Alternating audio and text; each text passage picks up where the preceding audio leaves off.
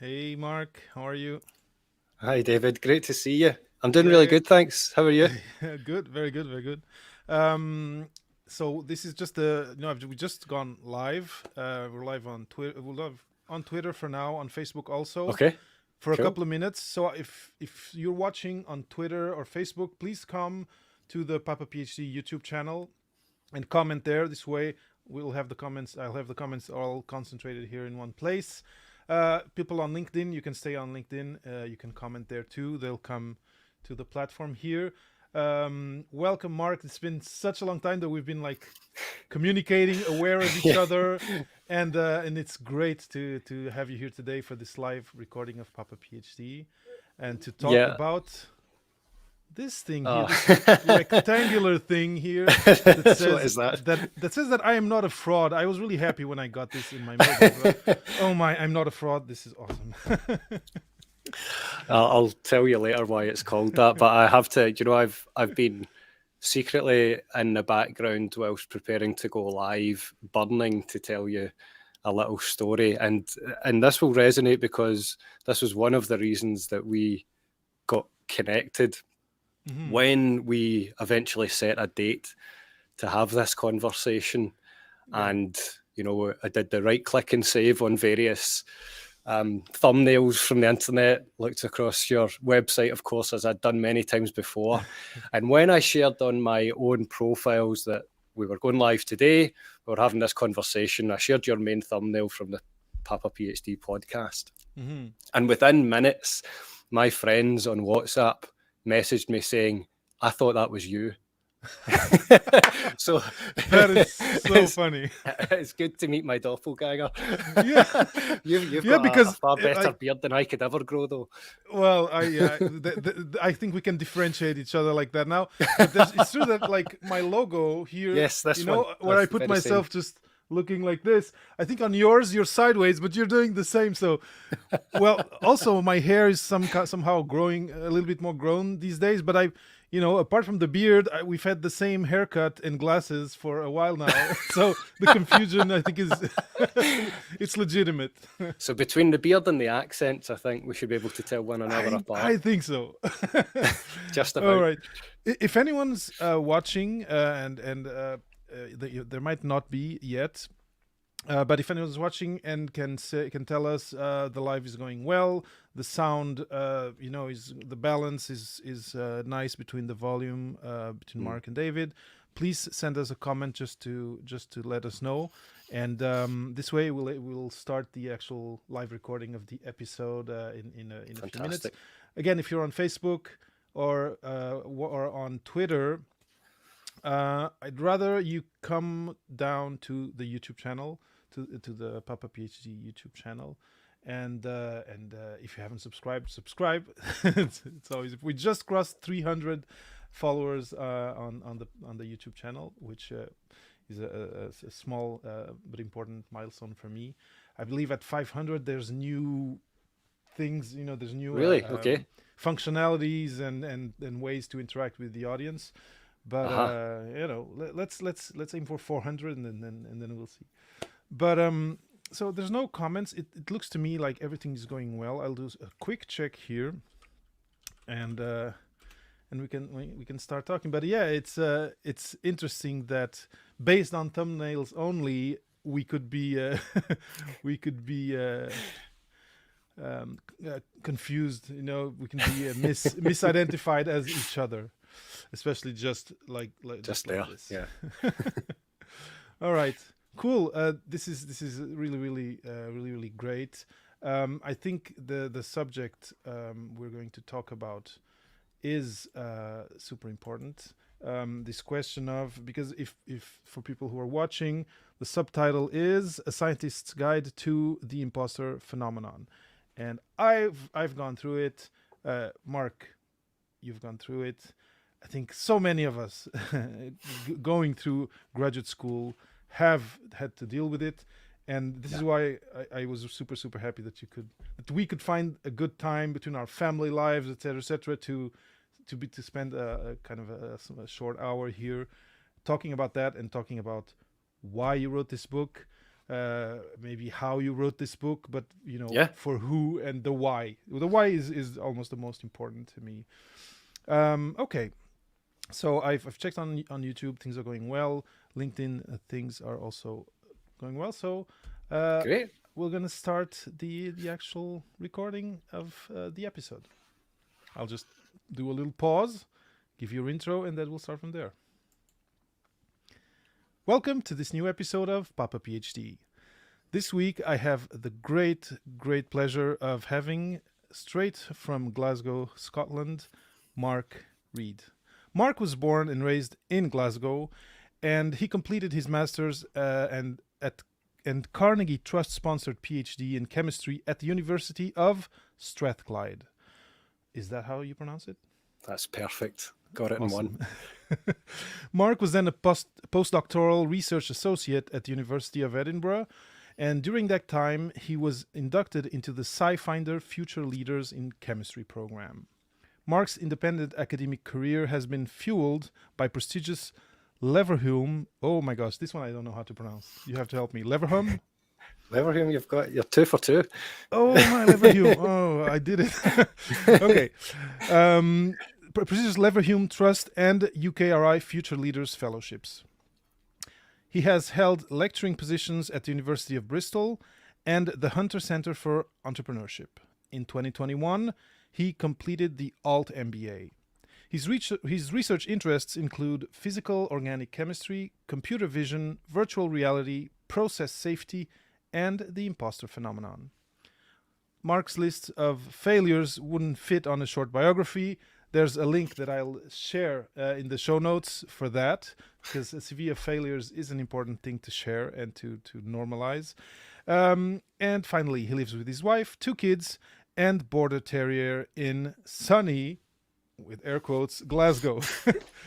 Marc, again, over the moon happy to have you here and to finally be able to bring you on Papa PhD. Yes, at long last, the ducks have aligned. We've been joking about how our various forms of social media make us look like one another in some form of or other, and how my friends have mistaken us already. Oh, yeah, that's a new podcast logo, Marc. What's that one doing there? But yes, that's just one of the many pairs of dots that has brought us together, and why I'm so happy that you would have this conversation. You say it's a pleasure, but the pleasure is mine, truly. Thanks so much for having me. Well, it's shared for sure. So again, You're Not a Fraud, A Scientist's Guide to the Imposter Phenomenon. This book came out this year. It's your baby. Yeah. It's your other baby. Yeah, it's the paper baby. And the paper baby. You've worked on this for a little while. Can you just talk a little bit about the why? So why writing a whole piece, a whole book on the imposter phenomenon for scientists, and also this title? You said you're gonna talk about why it was called "You Are Not a Fraud." Right. Yeah.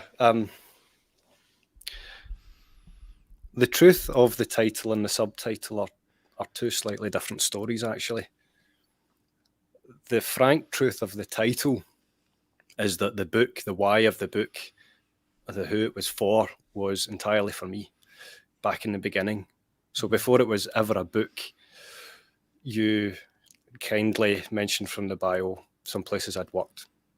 The book started when I was a postdoc, because before it was a book, I had gone into my postdoc, fresh out of my PhD, first postdoc position. That really, for me, was the first time I'd made a big career move of any sort. And by big, I mean from one group of people to another, or one organization to another, in loosest terms. Different projects, a different palette of things that were entirely unknown to me. But what I wasn't really prepared for was those unknowns in their collection led me to start to do things, behave in certain ways that I wasn't familiar with. I'd noticed things in myself that didn't really come up beforehand. I'd been very comfortable in my PhD. I loved the chemistry I was working on. I genuinely loved the people I was working with, knew them very well. I'd been there for quite a long time. But when I came to move into this postdoc position, that was the first time I'd found myself Google stalking fellow postdoc colleagues to see what papers they had, what journals they were publishing in, what metrics they were hitting versus me. I found myself thinking more and more that they were the clever people, and I was quite frankly stupid. I didn't know anywhere near as much chemistry or science as they did. And ultimately, that gave this all-consuming thought of, the boss is going to find me out here and I'm going to get chucked out of this postdoc before it ever gets off the ground.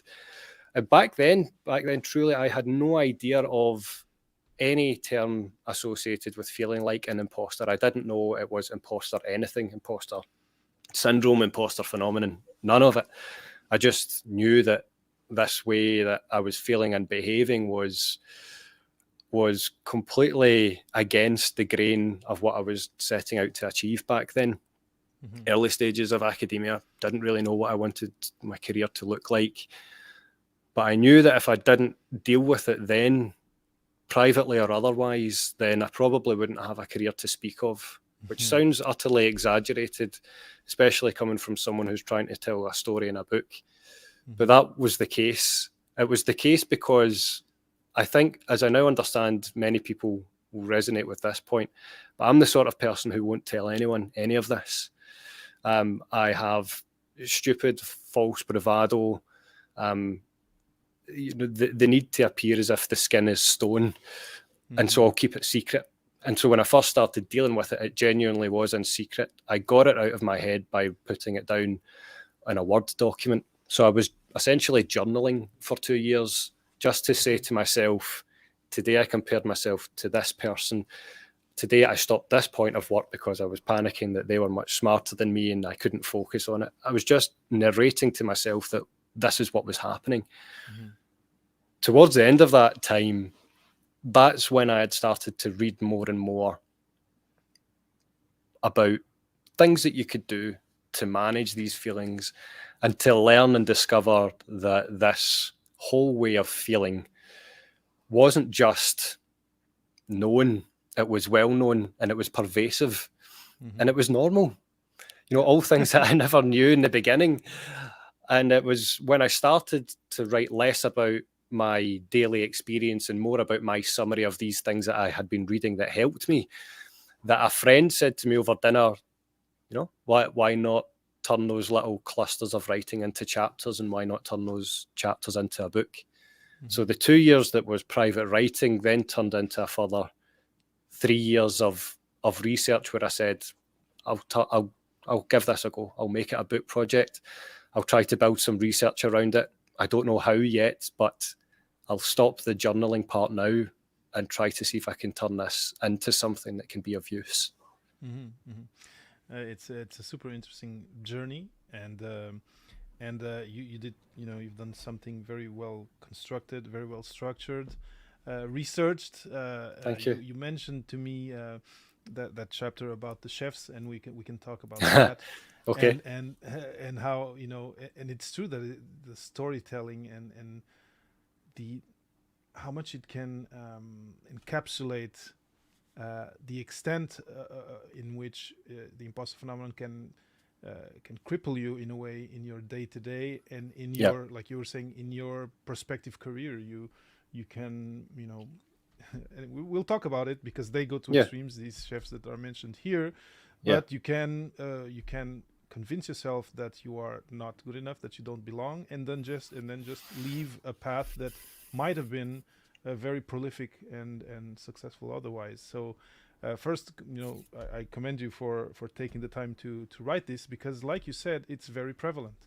A lot of us who do PhDs, we leave our homes, leave our countries. So there's many things that might put us in a situation of feeling less than, the person who was born here, feeling less than the person who speaks and writes English perfectly, feeling less than the colleague who's, for different reasons, publishing a lot and I'm not. And this is a big one. And I again, kudos for putting this out there and for making this and normalizing this conversation. it's really of value for the community. I think not only for the scientific community, for the young scientists especially, but given that this is our space that we kind of move in and that we come from, it does make sense that you talk to them. But I think it might have it has value for people outside even the academic and research domain. That's encouraging to hear. Thank you. So Marc, so this came from your personal experience. Yeah. I could have, said what you said almost word for word. The tendency to not, to deal with things inside within you and not discuss it or put it out there. And like I said, because a lot of us who come to grad school come from somewhere else to do our doctorate, to do our postdoc. A lot of us may be in this position of fragility, vulnerability, but also it can have to do with our personality of not being super extroverted and tending to overthink things. I imagine that ever since you have your podcast, you've published the book, you've had interactions with people and feedback from people. What are people saying about how this type of work and this type of resource is helping them today in dealing with their day-to-day as a young researcher? This is in some ways tough and cringeworthy because you're asking me to commend myself.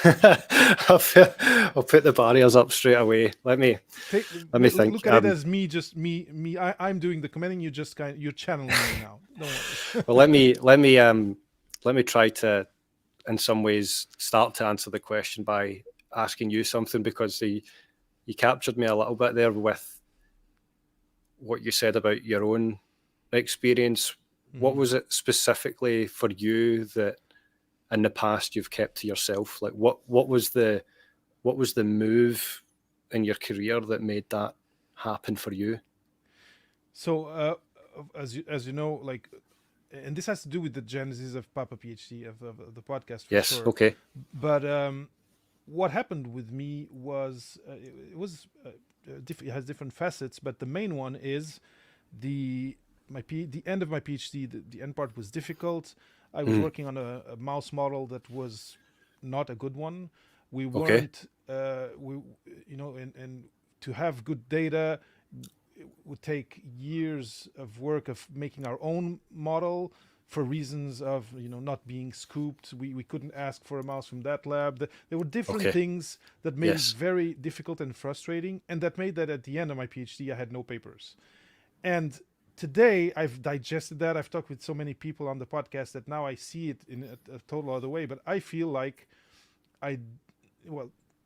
there's other aspects too. I wanted to start my family here in Montreal. I wasn't ready to now start traveling and etc. But I think once I got to that end of the PhD with no papers, and having kept it to myself, I kind of excluded myself from the academic path. I did it myself to myself. Okay, interesting. And left and went into medical writing, etc. So this is why I said what I said. This happened to me, and I think it happens to a lot of people.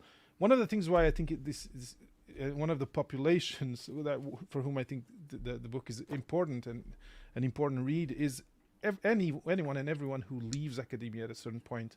I think it represents 80-ish% of people who come out with a PhD, and for a lot of them, there is this feeling of I left academia.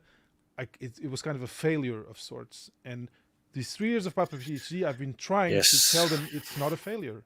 Yes. Society needs you outside the university walls. But anyway, I'm kind of expanding a little bit on my why and on what happened to me. But does this talk to you?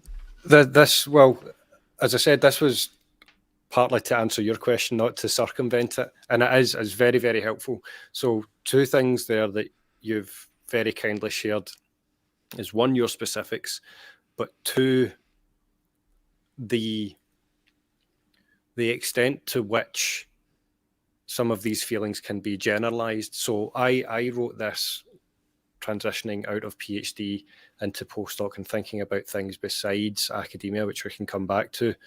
So I wrote this, and some people have interpreted it as being for, strictly those within a PhD. I spent a lot more time doing the research and learning how to write in terms of stories because I didn't want it to be solely for the PhD community or the hard sciences community, just because that's where I had come from and that's where I had experienced this.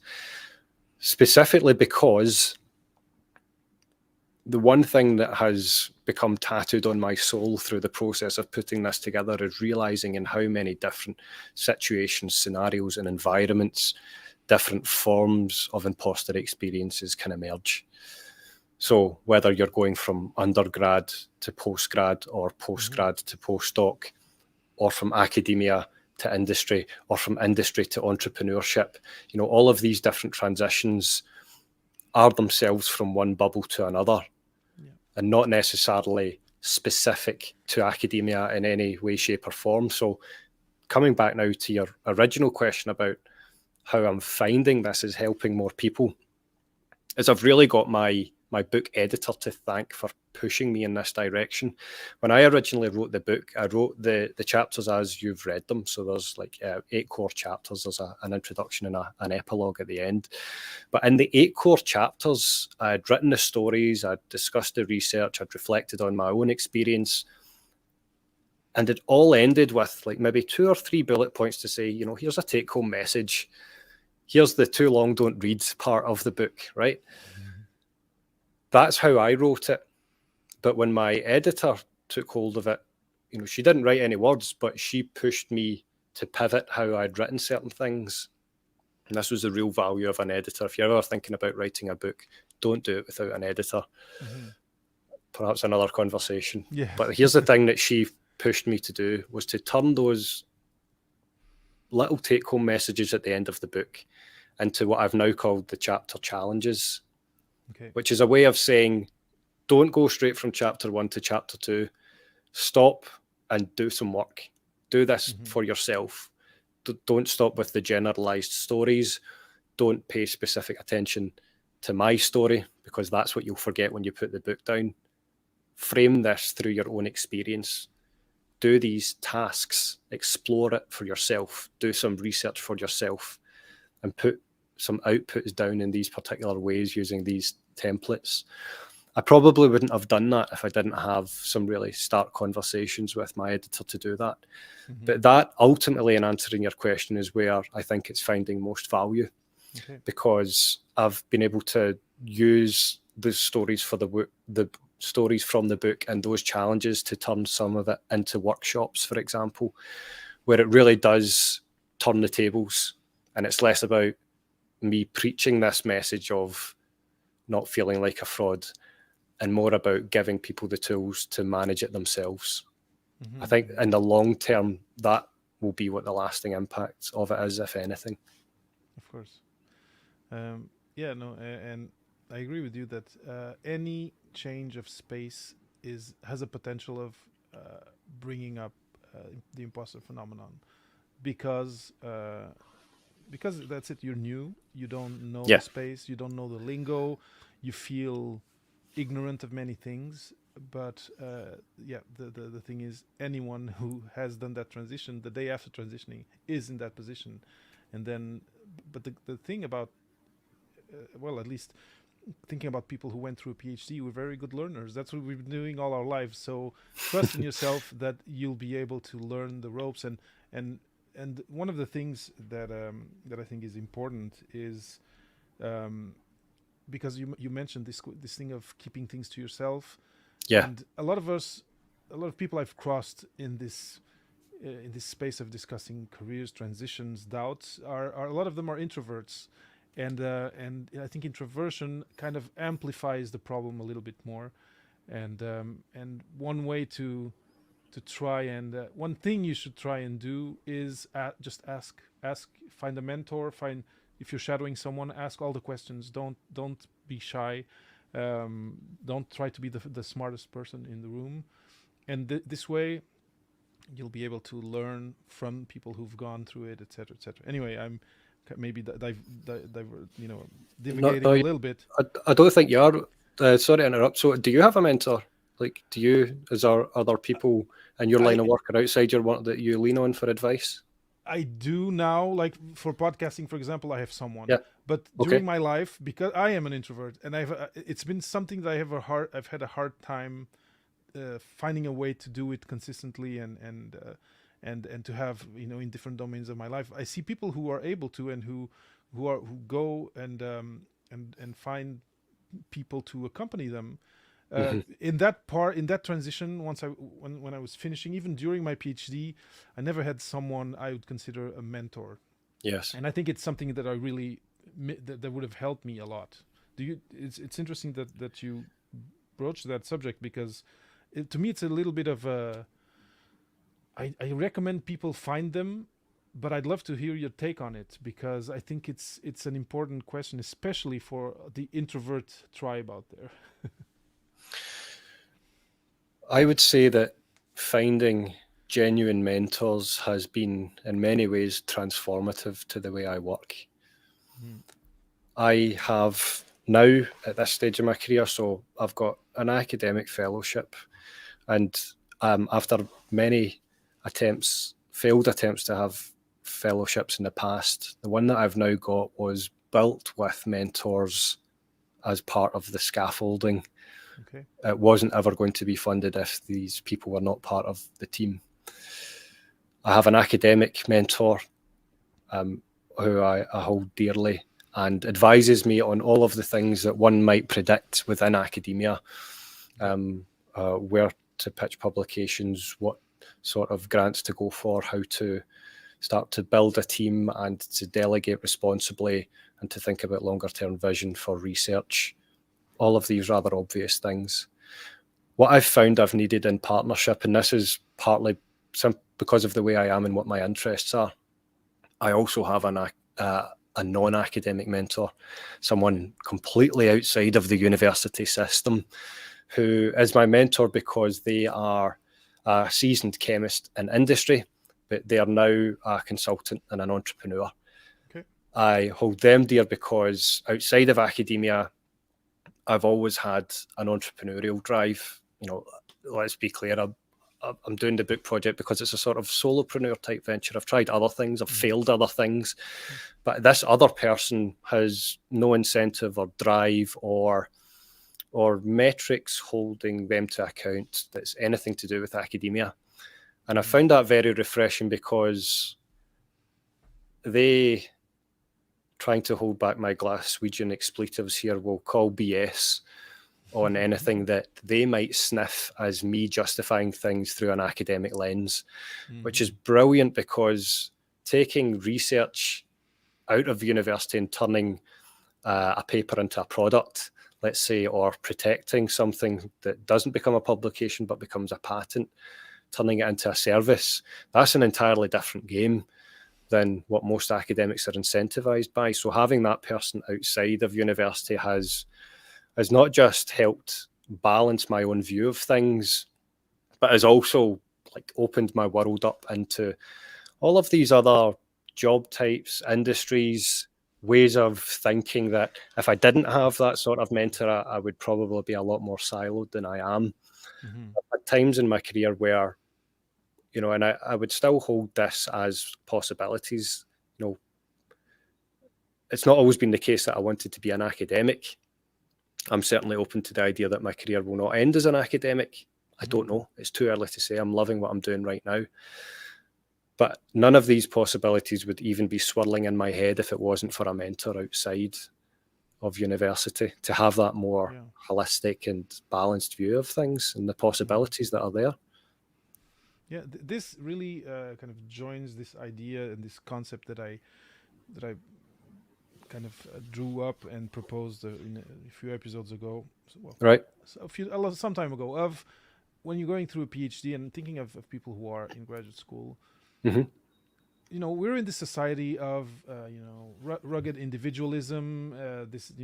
You have to fend for yourself. and keeping your emotions and doubts to yourself is part of that.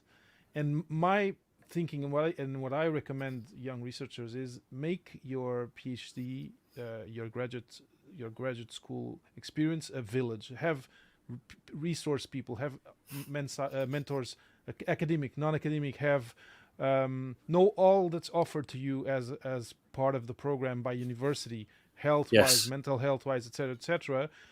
And I think it connects with this thing of the imposter phenomenon. This, Mm. because if you go through life as this rugged individual who is independent and needs no one, uh, your mind is kind of an echo chamber for these doubts and these questions and these erroneous ideas that build up, and that you start feeding them, and eventually you believe them. And we can talk about the chefs now if you want, because it can take to very extreme. It has taken historically to some extremes of extracting yourself from even life. In the case of the chefs that are mentioned in the book, but having a wider net, a wider support net, is really really important. And this question of having a close, let's say, academic mentor, but then a non-academic mentor, for me, if I could go back and recreate that, I would. And I would also tell everyone around me to try as much as possible to not stay in your bubble, and to have Yeah. someone look at what's happening with another brain, with other eyes, because it might dismantle a lot of this negative self-talk that can happen through the Yeah. difficulties of graduate school. God, there's so many things to unpack there. I'm holding dearly onto something that you've put very poetically, which was your mind becoming an echo chamber for these types of self-doubt if you don't get support. So tying that into where we'd just come from in the conversation, I think my number one failure before getting to where I am now, and the reason that CV of failures is so long, is because I did not seek more support. I didn't consciously look for that village of people to help with the likes of job applications or fellowship applications and so on. I felt at the time unashamedly independent, but more so than was helpful at the time. I felt like I had to prove that I knew how to do it, or that I could be independent, to your point on this rugged individualism. But it was only after letting more people in that any of those things could have any sort of shot. In fact, when you said village, I immediately thought, like, at the back of the book, my acknowledgements opens with something along the lines of, it went from like a handful to a small village of people. Like that is an exercise, as a project for anyone thinking about it. As a mechanism of thinking about how to get to that village of people. I've learned about working with freelancers and contracting people and building a team around that sort of work. Because if I had to try to do it all myself, it simply would not be. So I think that's an amazing point. You mentioned the chefs a minute ago. Like, what specifically do you want to talk about on that side of things?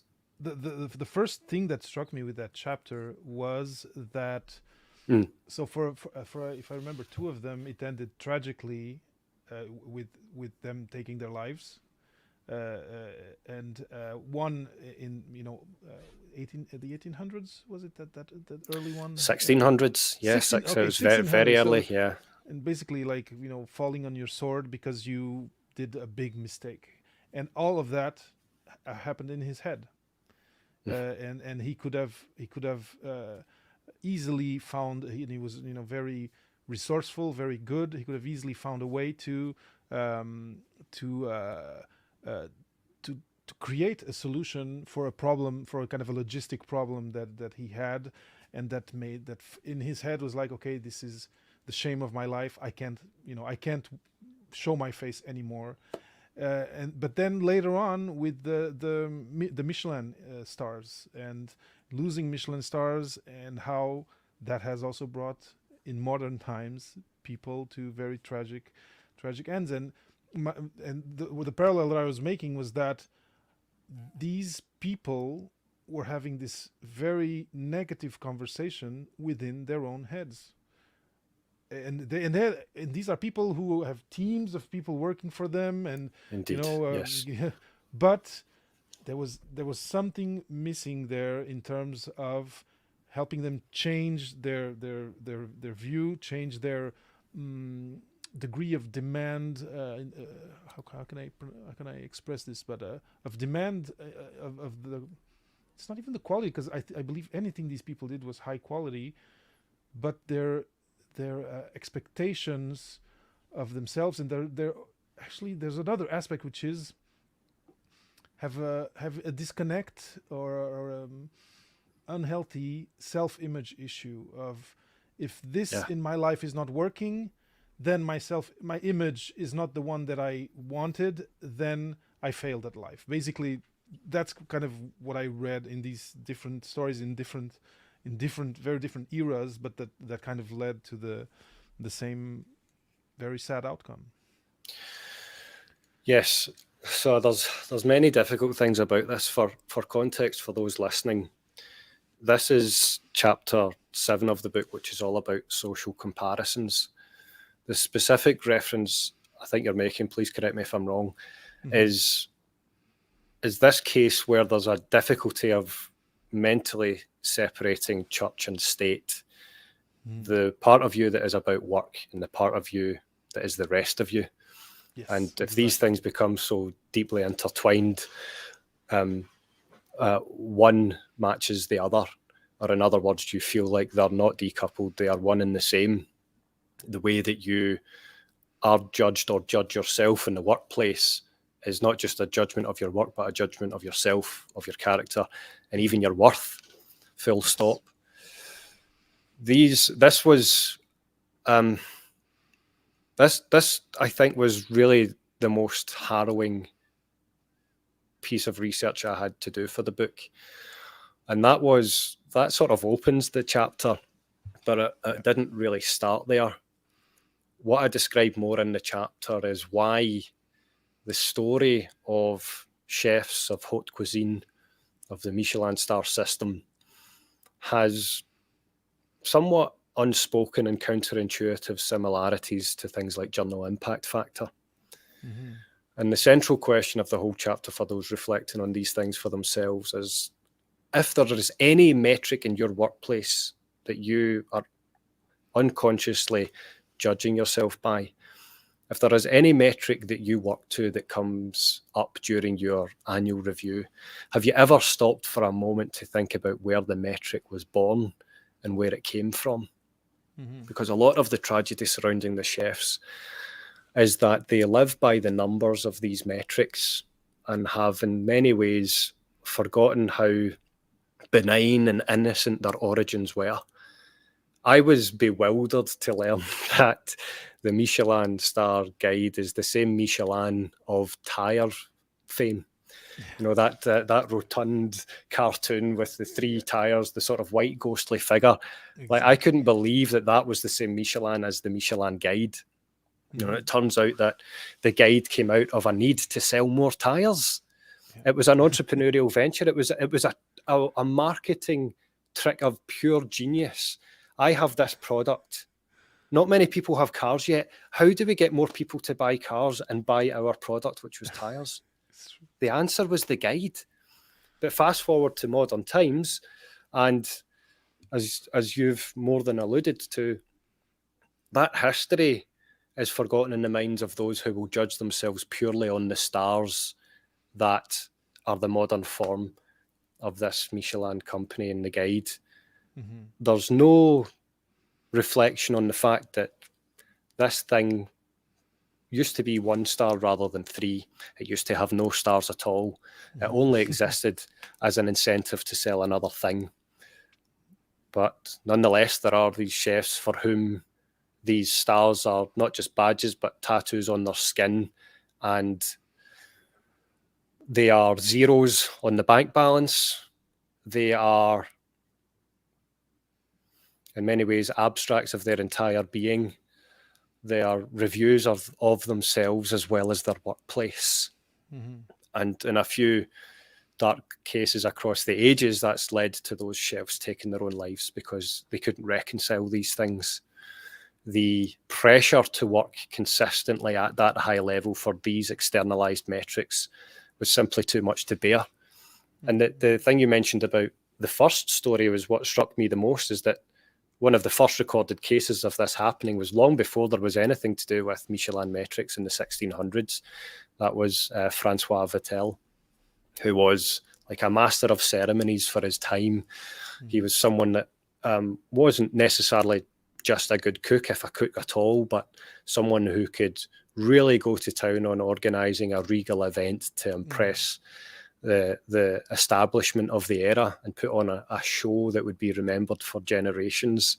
That was the pressure he was working to.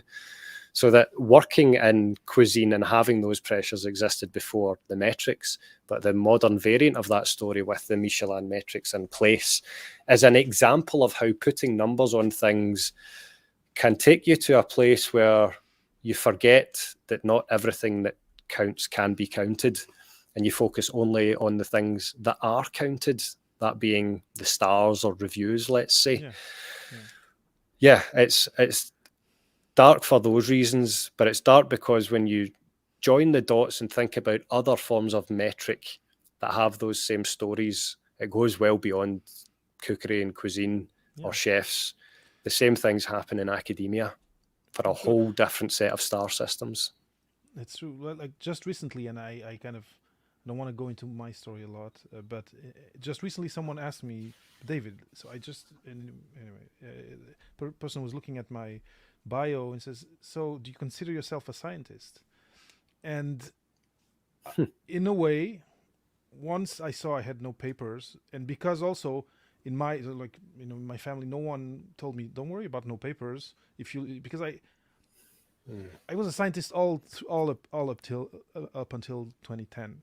I did microbiology and genetics in Lisbon, and then did some different things, but taught there also. Taught some lab courses at university. Wanted to become a professor. Went into my PhD, and at the end of my PhD, in a way, I kind of assumed and again, this was all within myself, that this is how it ended. I don't deserve to, or I do not belong in this space anymore. And this question that came up a few days ago, kind of, again, and thinking about our conversation today, got me thinking about this. Did I kill that part of myself? Did I, and I imagine, and I've had conversations with people who have left who have left spaces like from one to another, and have this kind of sadness, or what's the term? Regret. Of having had to do this transition.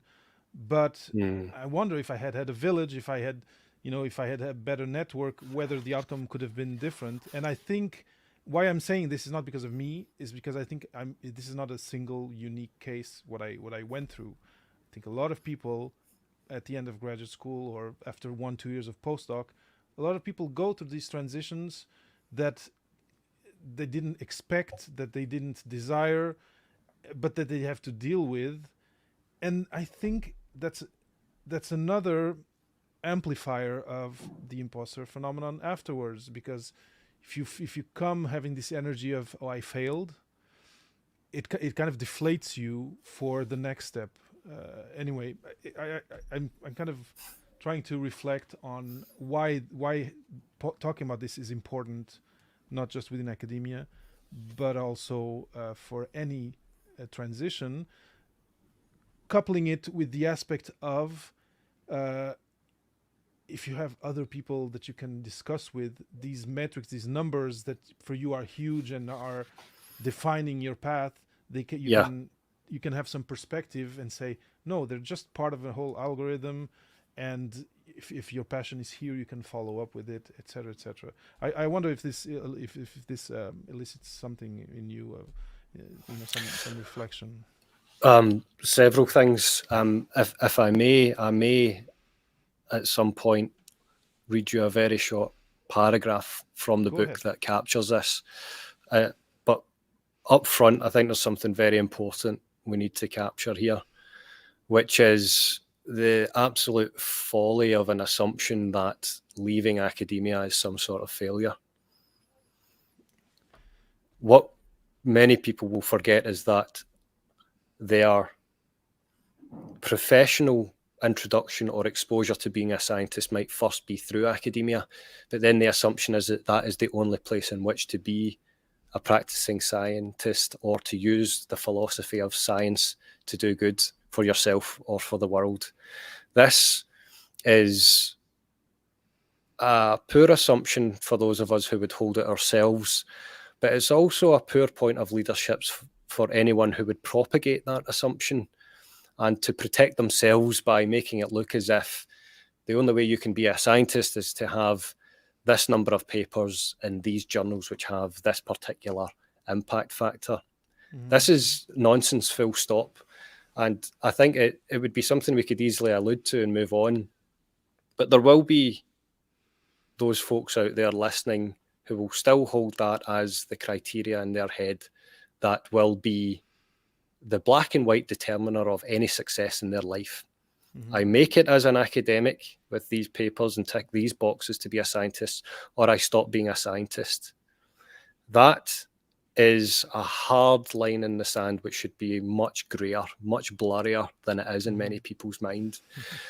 The reason that I say that so emphatically is because it took me a very long time to stop talking about my own book for a second, a book called Range by David Epstein, who is an American sports journalist by training, I believe, but wrote this book, which is essentially a thesis on why being a jack or Jill of all trades rather than a master of one is the modern superpower. Especially nowadays, to move between fields and to take your expertise from one field into another or from one profession into another. It's not being the hyper specialist in one domain or another that's important. It's the magic that happens at the boundary between them. Mm. If you come from one domain where something has been established and a solved problem for many years, that could very easily be revolutionary in another field that doesn't know to speak the language that you know. Mm-hmm. That is not just the story of Nobel Prize winners, but that's the story of the likes of Roger Federer, who's one of the best tennis players in the world, not because he was a tennis player, but because he tried every sport under the sun growing up, right? So range generalism has not just a useful place, but an underappreciated, privileged place in modern society. And so for those out there who think that they have failed as a scientist because they've left academia, the prompt back to them is, where else could your scientific training prove most valuable? Mm-hmm. It's not always in writing papers. Many a time, the best use of research stops at a paper when it shouldn't. It would better be placed in a patent rather than a paper. But sometimes things are done in the wrong order because the incentives are quite highly pressured in the wrong order. Mm-hmm, but let me stop my rant now. No, leaving academia is not a failure, and it does not stop you being a scientist. Well, I'm really happy you say that, because it's a reflection that really popped up in my life not so long ago, and it's been 12 years since I defended. And and I'm super happy that we could talk about it a little bit here, and I really like your point of view on it. Glad you gave me that space. You're gonna read something. Oh, yes. I have just a comment here from someone who's watching. Okay. Brilliant. Iceberg is saying, leaving academia is a failure is an unfortunate side effect of PhD supervisors occasionally being people who have never left academia. Yeah. Indeed. It's as much a form of ignorance and some kind of mental Ponzi scheme where having students continuing in academia validates the supervisor's choice. Then he also says you could this is what's the other one? This is it. You could do science of the topological analysis of Lego pieces in a structure as long as you work with integrity, rigor, and a structured way. That's what being scientist is all about. Thanks, Hendrik, for these comments. Thanks very much, Hendrik. Indeed, yes. Yeah, and I agree. I agree with the. I think the functional term there, if Hendrik will allow, is Ponzi scheme. Yeah, it's quite a provocative way of It putting is. it, but it is in a way. If I think about life as a scientific leader now, part of the responsibility of being that leader is not to build the house of cards that makes those in my care think that the only way forward is my way forward. The only way forward for you is to replicate the CV that I have. That's as false as the rant that I've just been on, and I think Hendrik agrees with. But it's about putting the palette of options in front of people, or seeding how they could find the options themselves that the leader, the academic, might not even know of. Many of the conversations we have as teachers these days is to prepare students for jobs that don't exist yet. Exactly. So how could we possibly make things so narrow and thin as to think that everyone who comes through our lab is going to be an academic? It's silly. I think that's a very, very good point, and I wish I wish everyone thought like you, because I really believe the same thing, and I do think that university, graduate school is a great nursery for the problem solvers of the future, wherever in society, in academia, in the government, in the private sector. I do believe that very, very strongly, and so I really, really appreciate it, and I really hope that this way of thinking is one that's going to be more and more prevalent in the coming years. So a nursery is a really good way of putting it. Sorry to interrupt. Yeah, just nursery, picking up on your terms here and the way that you're describing some of these things. A nursery is a good frame. So it might sound childlike to some people, but it's in other ways you can think about it as a place to explore and to play, to figure ideas out, and to stumble as many times as you possibly can en route to something that you find interesting or want to explore in more detail. Yeah. Well, I'm glad you like my my poetic musings. I'm shamelessly writing these down. It's perfect. Marc, we're really reaching the end of oh wow of our hour for 45-ish minutes. You said you were going to read a passage. Maybe it's the right moment, and then I have something I want to ask you. Okay. Well, that's the very short part. Was really off the back of. Let me find it.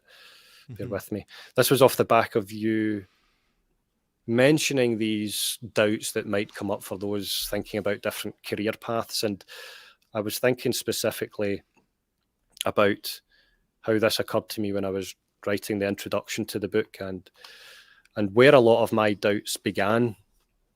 So this is from the preface of You Are Not a Fraud. Excellent. Having trained as a scientist, the fork on the road that gave me cold sweats took the form of a career question. Industry or academia? Where should my career go? What jobs should I apply for? What sort of scientist will this choice make of me?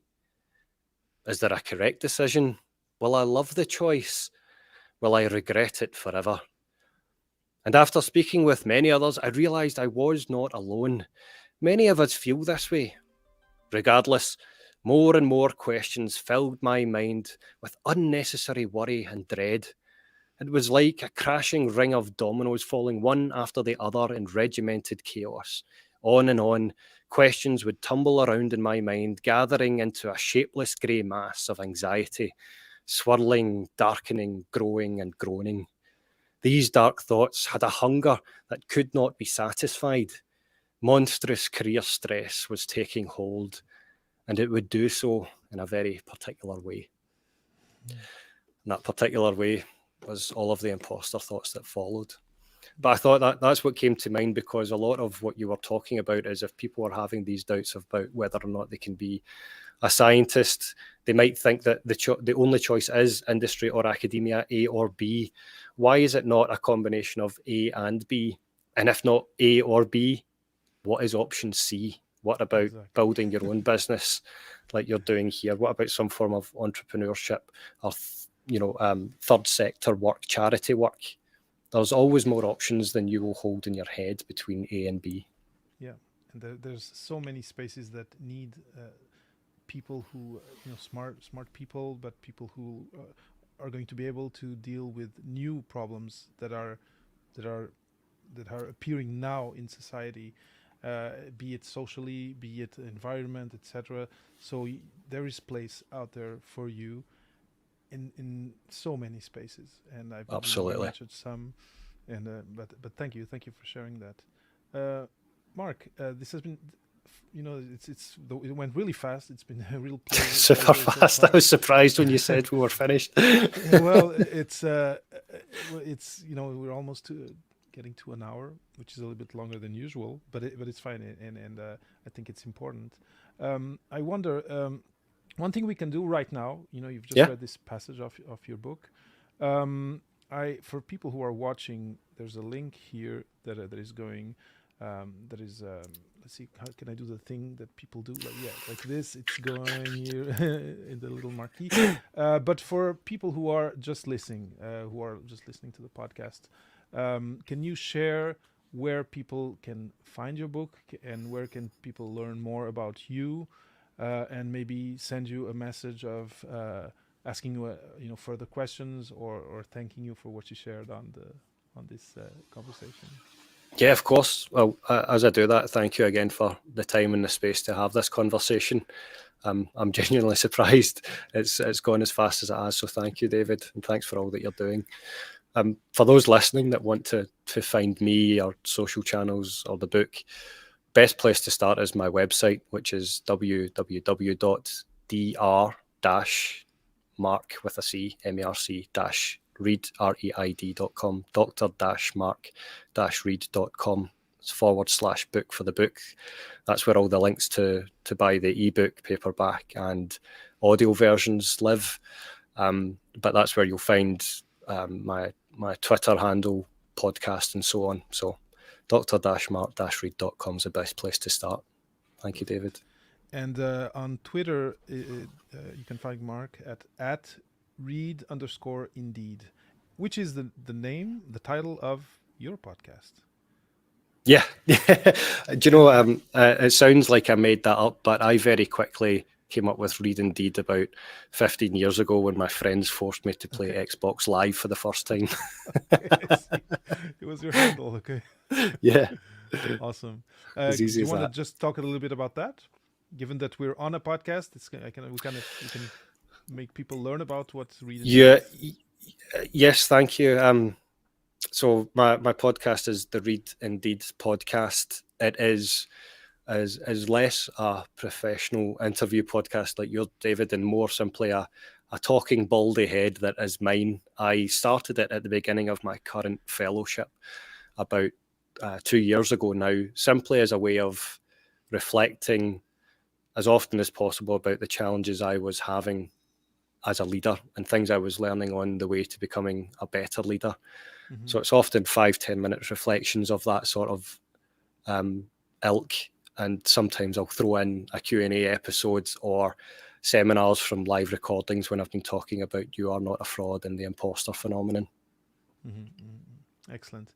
Now, I'm kind of popping this to you as a surprise now at the end. Okay. You mentioned these activities, these kind of like little workshops that people can do a bit in between chapters of reading You Are Not a Fraud. I'm going to show it here again because I think it's never too much. You're Not a Fraud. You'll find it in the link below. But I wonder if there's one exercise, one little thing that people, after listening to this episode, people who are dealing with this imposter phenomenon might do to start on their path of slaying the beast, let's say. Slaying the beast. And I so know the book. This is good. This keeps me on my toes and off my heels. So the book has 18 such challenges. There's a little workbook that you can get with the book if you want to journal these things out.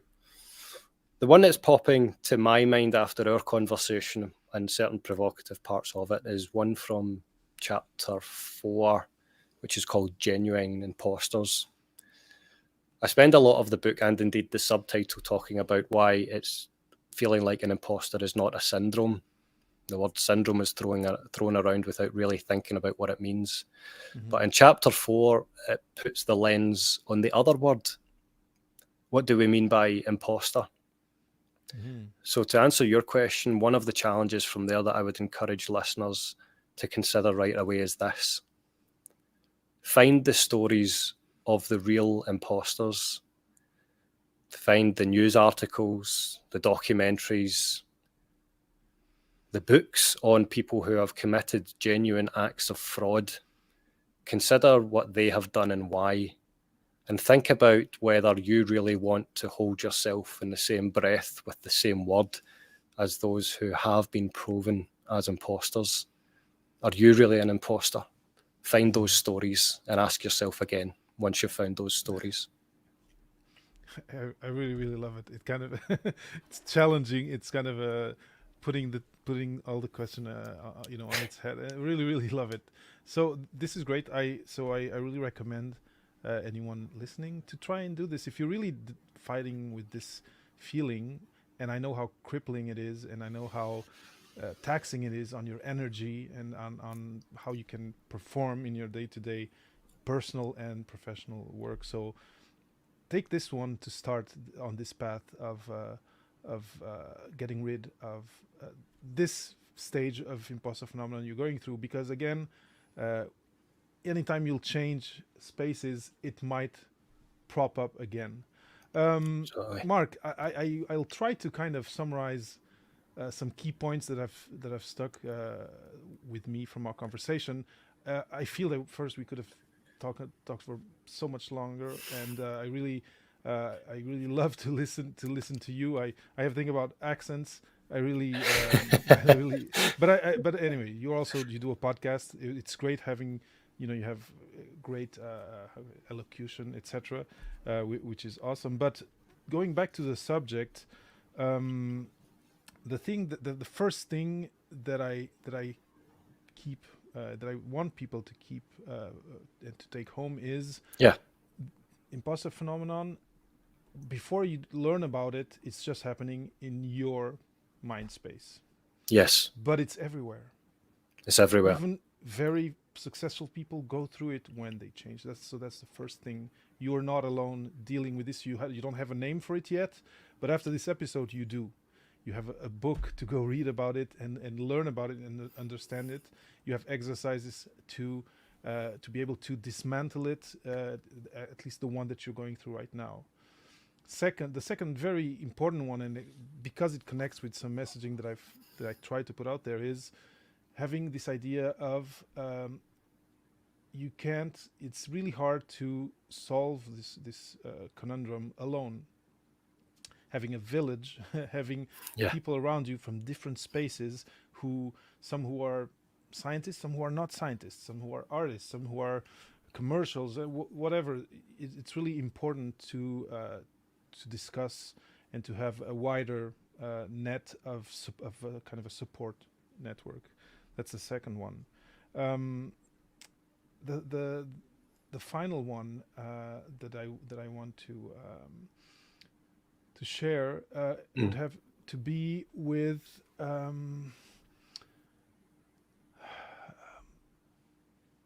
I really like the exercise that you shared, because th- even when you find out the name is imposter phenomenon, the words that I use to talk about it are quite negative. Yes, So if remember, all listen to the re-listen to the episode if needed. Try to feel the energy that was around this virtual table me and Mark were around, and m- make it, try to understand or try to lower your negative self-talk about all of this that you're going through, because it's going to help you first think, understand that it's normal, understand that it's workable, and yeah, don't the final one is, don't allow imposter feelings to dictate you leaving a passion of yours, for example. Look, find help. It could even be mental health services at university, because Absolutely. it can be part of it. Find help, and you belong where you are. If you got into a PhD program, you belong there, and you deserve to have a fulfilled future in this journey that you chose, to be a scientist, to be a teacher, to solve some problem around you, be it in your community or in the world. You deserve to be where you are. That would be my last thing. Mark, I don't know if you have a last word, but I just want to thank you so much. The energy was so great. I'm so happy to have finally spent an hour with you and exchanging like this. This has been a great Papa PhD conversation. If you have a last word of inspiration, you feel free to share. You've kindly oversold all parts of me, so let me promise to a live audience right now that this can be part one, and the spotlight can be more on you, and I'll host you for a part two, which would be fantastic, because this does to me feel like the beginning. I'm so glad you summarised things the way that you did. If people forget all about me, if they never want to check out the book, the things that you've said, I hope will resonate. You're not alone. You're not like the genuine imposters, and there are people out there who can help you. My last word on all of it is to remember that feeling like an imposter is in no way, shape, or form a syndrome. Awesome. Mark, thank you so much for having been on Papa PhD and for this great conversation. Thanks so much, David. And thanks, and well done for all that you've built. Well, cheers. Thank you so much. So for anyone watching now, be it on LinkedIn or YouTube, if you're on YouTube, please subscribe to the channel. There's conversations like this almost every week. Anyway, I try to have a regular schedule. Some in French, some in English. But if you're less video and more audio, there's every week there's an episode on the Papa PhD podcast on all platforms. You'll also find Reid Indeed on all platforms, on all podcast listening platforms, I'm sure. For people like us who are creators, any feedback is precious. So if you have even a question, if you have a question stemming from what we discussed, share it on our social media or on YouTube, below in the comment section. We really love to hear from you, and again, it can be just for a thank you, but it can be a question, it can be a comment. Any of those will be really appreciated by me and Mark. So Absolutely. For those who've been watching, thank you so much for watching live. And then for those who are on, listening on their commute, thanks for having reached the end of this interview. I think it was packed with very good stories, very good information, but a very good energy in this subject, which is quite negative, which can hurt, or which is hurting a lot of people today, I'm sure. So thanks for listening, thanks for watching, and see you in the next conversation with Papa PhD.